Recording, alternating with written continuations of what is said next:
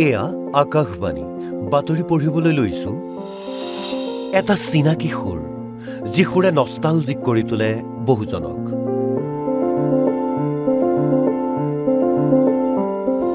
সন 1890 দীৰ্ঘ দূৰত্বৰ প্ৰথমটো যন্ত্ৰ নিৰ্মাণ কৰিছিল ইটালীৰ বিজ্ঞানী মাৰ্কনিয়ে আজি অনাতাৰৰ দিন বিশ্ব ৰেডিঅ' দিৱস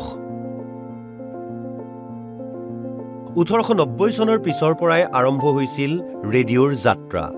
2011 চনৰ 3 নৱেম্বৰত ইউনেস্কোই গ্ৰহণ কৰা সিদ্ধান্ত অনুসৰি প্ৰত্যেক বৰ্ষৰ 13 ফেব্ৰুৱাৰীত পালন কৰি অহা হৈছে বিশ্ব ৰেডিঅ' বা অনাতাৰ দিৱস আজি বিশ্ব ৰেডিঅ' দিৱস সেই ৰেডিঅ' যি ৰেডিঅ'ৰ জনপ্ৰিয়তা আজিও আছে আৰু প্ৰতিজন বিশ্ববাসীৰে বা ভাৰতবৰ্ষৰ যিসকল ৰেডিঅ' প্ৰেমীসকল আছিলে তেওঁলোকৰ বাবে কিন্তু বুকুৰ আমঠু হৈ আছিল সেই ৰেডিঅ' 2011 বৰ্ষৰ 3 নৱেম্বৰত ইউনেস্কোই যেতিয়া সিদ্ধান্ত গ্ৰহণ কৰিছিল আৰু সেই দিনটোৰ পৰাই আজিৰ এই বিশেষ দিনটোত বিশ্বৰ ৰেডিঅ' দিৱস হিচাপে পালন কৰি আহিছে মই প্ৰথমতে আমাৰ যিমান শ্ৰোতা আছে তেওঁলোকক এই আকাশবাণীৰ ৰেডিঅ' ডে হিচাপে উপলক্ষে আমি সকলোকে আন্তৰিক অভিনন্দন জ্ঞাপন কৰিছোঁ আৰু যিসকল শ্ৰোতা আছে তেওঁলোক আমাৰ সঁচাকৈ মানে আপোন তথ্য আৰু মনোৰঞ্জনৰ খোৰাক যোগাই অহা অনুষ্ঠান আৰু বাতৰি অজস্ৰজনৰ অতি আপোন ৰেডিঅ'ৰ সুৰেৰে দিনটোৰ আৰম্ভণি হৈছিল বহুজনৰ এটা সময় আছিল ৰেডিঅ'ৰ সময় অনুসৰিয়েই পুৱাৰ আহাৰ গ্ৰহণ কৰে বা ছাত্ৰ ছাত্ৰীও বিদ্যালয়লৈ যায় কিন্তু এতিয়া যেন ৰেডিঅ' পাহৰণিৰ গৰ্ভত এতিয়াৰ প্ৰজন্মৰ অধিকাংশই চিনিয়েই নাপায় ৰেডিঅ' পৰিচিত নহয় সেই ৰেডিঅ'ৰ কণ্ঠস্বৰ বিভিন্ন সামাজিক মাধ্যমৰ সমান্তৰালকৈ ৰেডিঅ'কো পুনৰ ৰাইজৰ মাজলৈ লৈ যোৱাৰ প্ৰয়াস কৰিছে গুৱাহাটীৰ অনাতাৰ কেন্দ্ৰৰ কৰ্তৃপক্ষই আমাৰ প্ৰাধান্য এনালগ ৰেডিঅ'ৰ নিশ্চয় কমিছে কিন্তু ডিজিটেল ৰেডিঅ'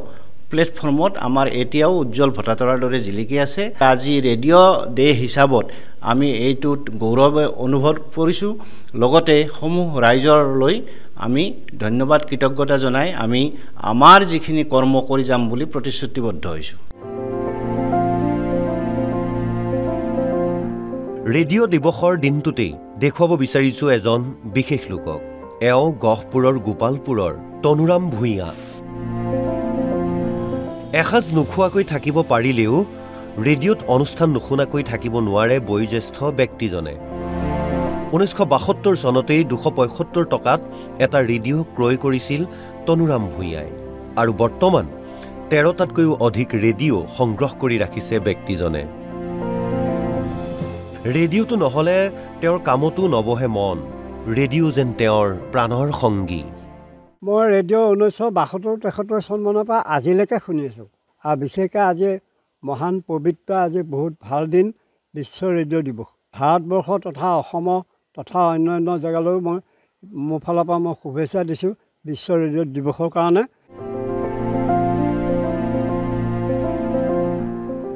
ৰেডিঅ'ৰ গুৰুত্ব আৰু প্ৰয়োজনীয়তা সম্পৰ্কে জনসাধাৰণৰ মাজত সজাগতা সৃষ্টি কৰাই হৈছে এই দিৱসৰ মূল লক্ষ্য আজিৰ এই বিশেষ দিনটোত পূৰ্বৰ দৰেই ভৱিষ্যতেও এক শক্তিশালী মাধ্যম হৈ মানুহৰ বুকুৱে বুকুৱে বৈ থাকক ৰেডিঅ'ৰ সেই কণ্ঠস্বৰ সেই চিনাকি সুৰবোৰ গহপুৰৰ পৰা সমীৰণ বৰাৰ সহযোগত গুৱাহাটীৰ পৰা ভিডিঅ' জাৰ্নেলিষ্ট ৰাজুৰ সৈতে মাধৱজ্যোতি দত্তৰ ৰিপৰ্ট NB নিউজ